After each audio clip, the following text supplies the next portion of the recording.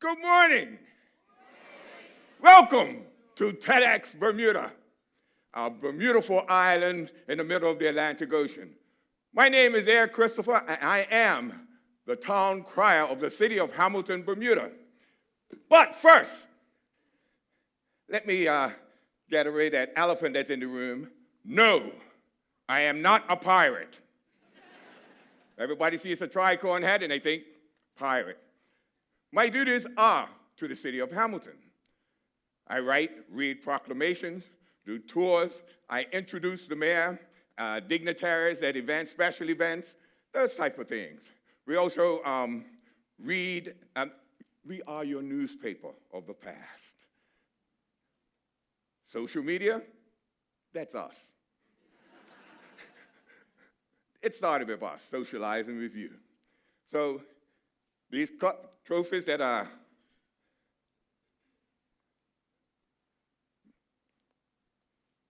there we go. See that? Me and media don't go together. The whole time. There I am, Christopher, the Town Crier. Those cups I'm holding up, Magna Carta Cup and the Dartmouth Cup. Some of my winnings. Yes, I've won a couple of competitions throughout, and I still, and if you look at some of the badges that are hanging on there, best town crier, best dressed town crier. Thank you, thank you, thank you. Now, we don't just do it here in Bermuda. I represent Bermuda. I represent different businesses throughout as well, but I am the face of Hamilton. Ain't it great? Yes. Can't beat that smile, can we? But we're going to tell you a little bit about Town Crier, where it comes from, a little bit of where it comes from, and how it is developed, and then went down the tube a little bit. But first of all, it started out a long time ago. Then you're talking about Greeks and Romans.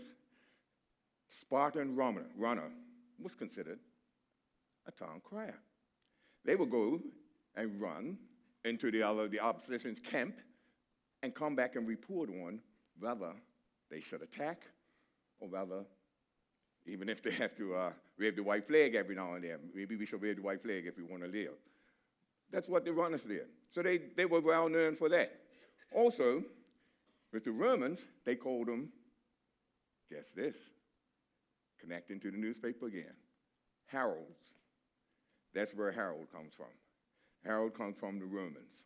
Well, the heralds will come in and give information to the generals, or information about heads of states, information about different laws. That's what the heralds would do. As it developed, and it actually formalized during the colonial times, and the Normans brought it in and officially became a position, a formalized position, around 1066. What they would do is that they would go into areas before there were battles and then decree that area for their winning postures. Then, as the English came about and Normandy was spread and the English started colonizing different areas around the world, town criers spread. Now, the town crier became even more official. They were the right hand of kings and queens. For at that time, majority of people didn't know how to read and write. So they chose somebody who could read and write. And then, being the right hand of the king or queen, they were closer than their families. So they would ride into the capital or the area of the town, go to the middle of the town, and at that time, it would be a couple. The wife would ring the bell, and the husband will cry. Oh, yay, oh, yay, oh, yay. Meaning, listen. And if you get it the first time, listen, listen. And on the third side, he'll read the proclamation.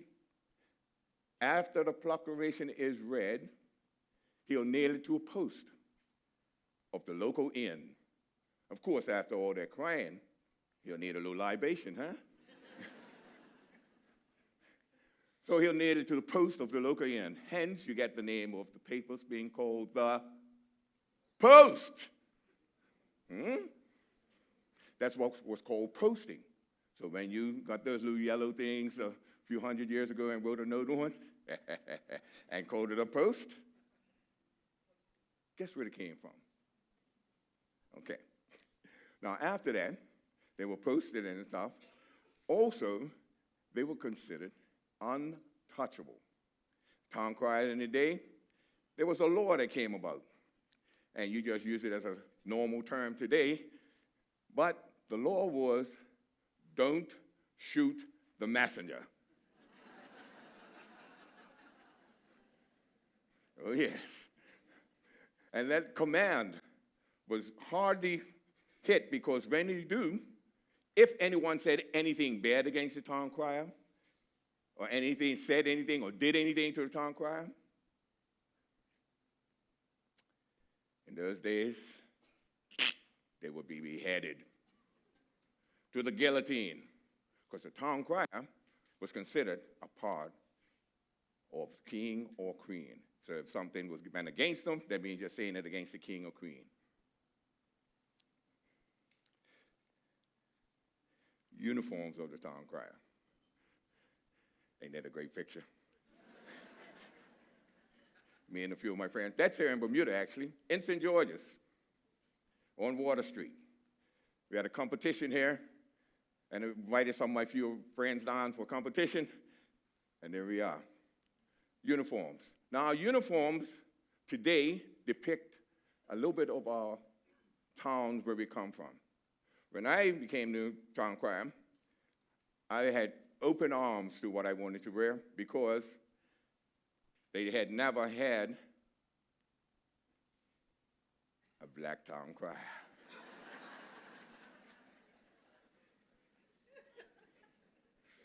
So they didn't know what I should wear. Put on something, it might make some people mad on this side. Put on something else, make some people mad on that side.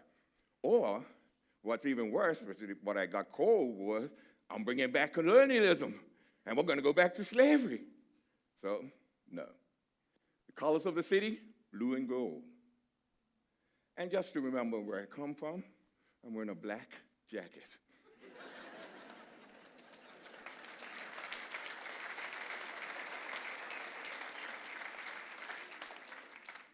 That way I won't forget.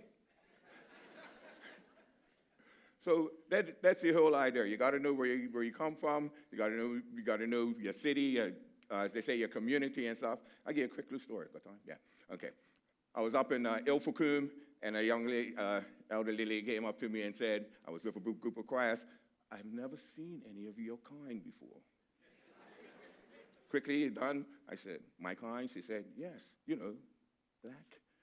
And I turned around to my friends, looked at them and said, I'm black, and you didn't tell me?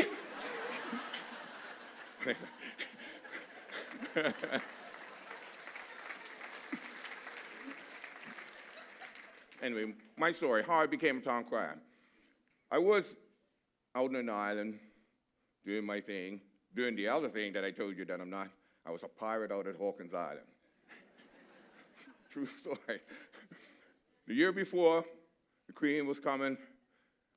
Roger Sharrett, who was the secretary of the corporation, came to me and called me and asked me to come in and see him. So I went in and see him. Long story short, I'm going to skip some stuff, but went in and see him, and he said, would you want to be town crier for a day? And I said, how much? Good, I didn't know what he was talking about at the time. I just wanted to know if I could make some money. But we laughed about it and stuff. And anyway, he said, well, next year, which will be 94, the Queen is coming, and we would like for you to be the town crier to officially announce the Queen when she arrives. So I said, yeah, sure, I'll do that. But the thing about it is that you don't know protocol, and I was a pirate. Anyway, long story short, I did. My first call of duty was for the arrival of the Queen into Hamilton. I'm going to tell you, my first uniform was made by my wife, and because we didn't think it was only going to be for a day. What I didn't know was that he meant a biblical day.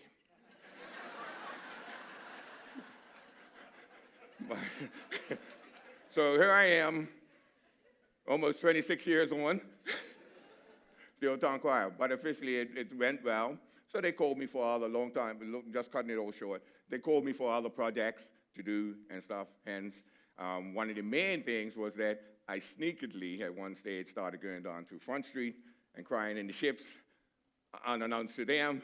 And so they called me in and said, look, we can't have you down there doing the ships and stuff. So I thought I was doing something wrong. He said, no, not that you can't do it, it's that you can't do it without us involved. And we need to sit down and talk about some remuneration and how we're going to get you involved, because it's great, everybody's talking about it, and and so on and so on and so on. And here I am talking to you.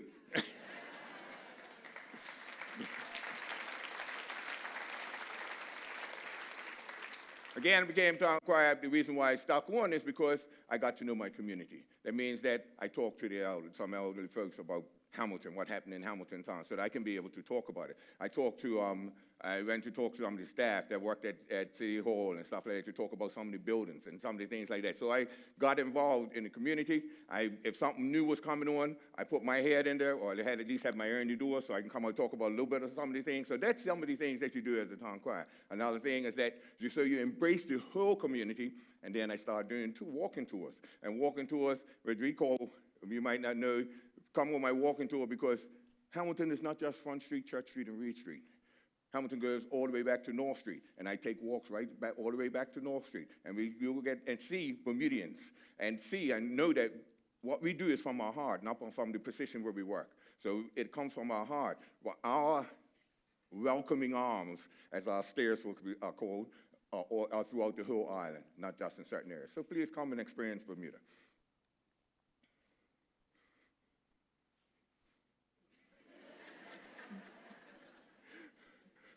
Now, what we're going to do is link Town Crier to modern media. You see, when Town Crier comes out, that's your messenger. Don't shoot the messenger. Let us tell you what we're going to do. Let the email or whatever it is tell you what it is before you get mad. Don't look at just the heading. Okay? Bell ringing. That notification you get. Bzzz. Bling. All of that. That's just allow you to know that, okay, you don't have to do it right now, but it's a little message there for you. So don't look at it while you're in the middle of a meeting. Get it outside. Okay. Oh, okay. In Town Crier, we don't have to do all that. Once we ring the bell, you know we're ringing the bell for something. So that's another thing. Oh, yay, oh, yay, oh, yay. You've got mail. You've got mail. You've got mail. You've got mail. Something's coming for you to read, or some notice is coming for you. So go ahead and check it out. You know. And then if you're making up mail, printing stuff, when you send it, it's a post. It's a post. And we've been doing it for hundreds of years. Modern media. And when there's terms that are used, and when you're talking about modern media, don't think that modern media is all brand new. All I'm here to say is that it's been going on for millions of years, and we're just finding different ways to express it. So don't be afraid. And even in my job, it wasn't a job that you saw in the job, looking for a job on the street and stuff like that, looking through the papers for a job. Sometimes doors open up that are different to what you thought. A path to something new. So when you get a hold of something new, embrace it. Give it 100%. You never know. It might be a biblical day. God save the Queen.